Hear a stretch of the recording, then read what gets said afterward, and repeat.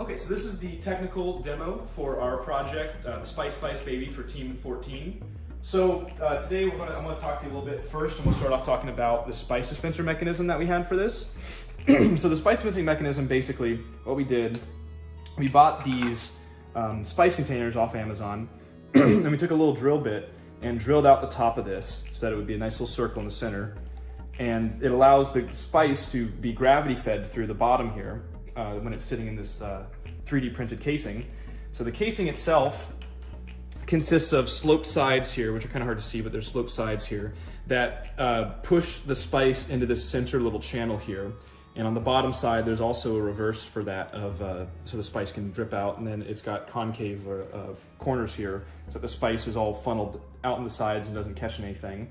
So in the operation of this with the motors, get this in there, the way this would work, you have the cylinder with the little bit cut out of it here, which this bit we calculated in SolidWorks to be exactly about 0.61 cubic centimeters, which is the measurement for 1/8 of a teaspoon, which is our base unit for this.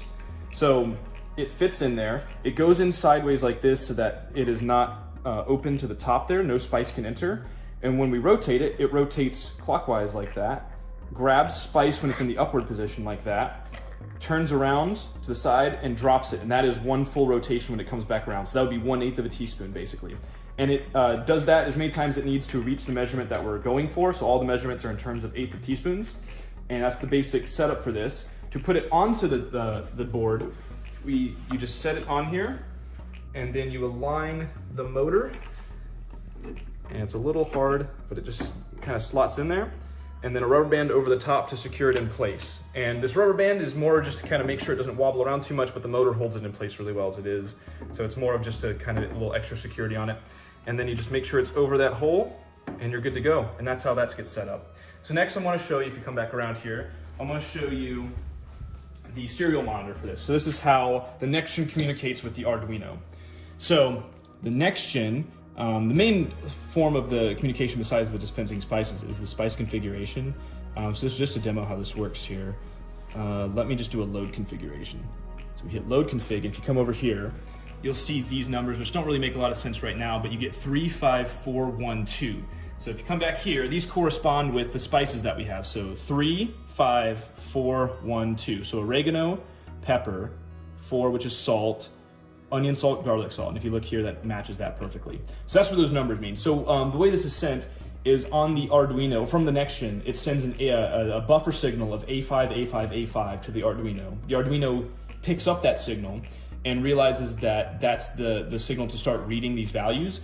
And then there's bit pairs of the spice type with the container that it's located in sent back to the NextGen that it listens for.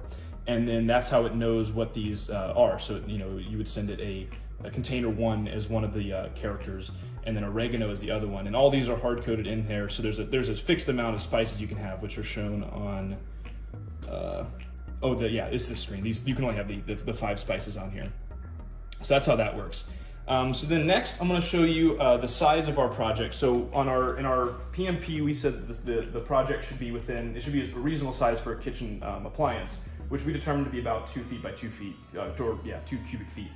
So if you see here, the width of the project is it's a little over 15.5. It's almost 16 inches really. It's almost 16 inches there.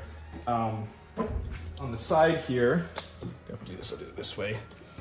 On the side here, it's about a little over 13 inches, so just over a foot wide.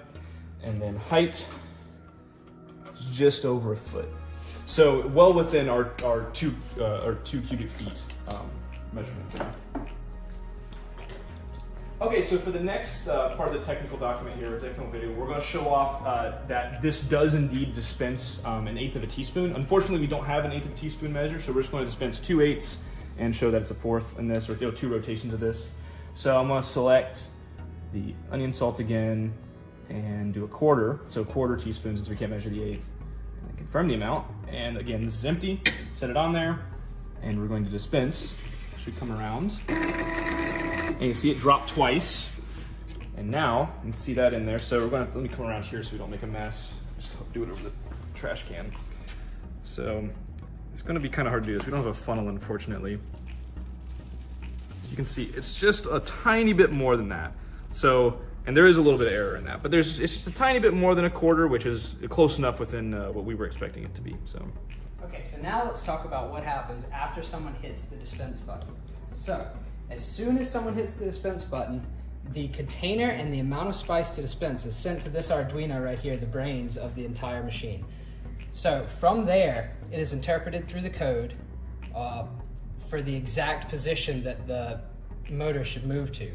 And that's sent via a PWM signal to this motor driver here.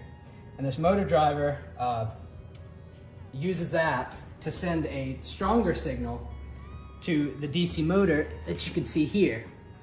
And that DC motor uses PID control coded in the software to rotate to the correct position and stop. And once it has hit that correct position, the amount to dispense is decided by the Arduino and sent in a series of pulses to the A4988 motor driver.